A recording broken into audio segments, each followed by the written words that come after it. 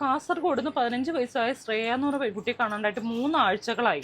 അതിന്റെ തൊട്ടടുത്ത് തന്നെ 42 വയസ്സുള്ള പ്രദീപ് എന്ന് പറയുന്ന ആളെയും കൂടി കാണാണ്ടായിട്ടുണ്ട് ഇതേ ദിവസം തന്നെ. ഇവരുടെ വീടുമായിട്ട് വളരെ സഹകരിച്ച് ഈ പെൺകുട്ടിയായിട്ട് വളരെ സഹകരിക്കുന്ന ഒരു ചെറുപ്പക്കാരനായിരുന്നു ഈ പറഞ്ഞ പ്രദീപ്. പെൺകുട്ടി സഹോദരിയുടെ ഒപ്പം ഉറങ്ങാൻ വേണ്ടി കിടന്നതാണ്. ഏകദേശം 4 മണി വെളുപ്പിനോട് കൂടിയാണ് പെൺകുട്ടിയെ കാണാണ്ടായത്.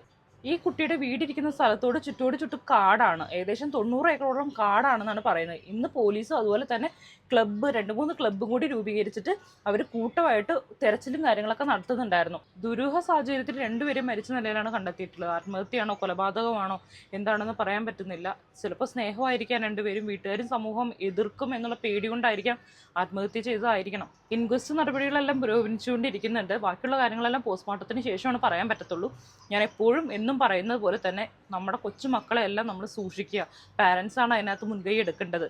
പാരൻസിൻ്റെ ടീച്ചേഴ്സിൻ്റെ ഒരുപോലുള്ള ഉത്തരവാദിത്വമാണ്. കുട്ടികൾ സേഫാണോ, അവരുടെ മാനസികം ശാരീരികമായിട്ട് അവർ ഓക്കെ ആണോ എന്ന് നിങ്ങൾ ഉറപ്പ് വരുത്തേണ്ട ആവശ്യമുണ്ട്. പുതിയ ജനറേഷന് എന്താണ് മുന്നോട്ടുള്ളതെന്ന് അറിയില്ല. അവർ പെട്ടെന്ന് തന്നെ ആത്മഹത്യ ചെയ്യുക, അല്ലെങ്കിൽ അവർ പെട്ടെന്ന് തന്നെ നാട് വിട്ടു പോവുക, അങ്ങനെയുള്ള ഷോർട്ടായിട്ടുള്ള മാർഗ്ഗങ്ങളാണ് അവർ കണ്ടെത്തുന്നത്, കുറുക്ക് വഴികളാണ് അവർ കണ്ടെത്തുന്നത്. അതിൽ കൂടെ വലിയ വലിയ അപകടങ്ങളിലോട്ടാണ് ചെന്നെത്തുന്നത്.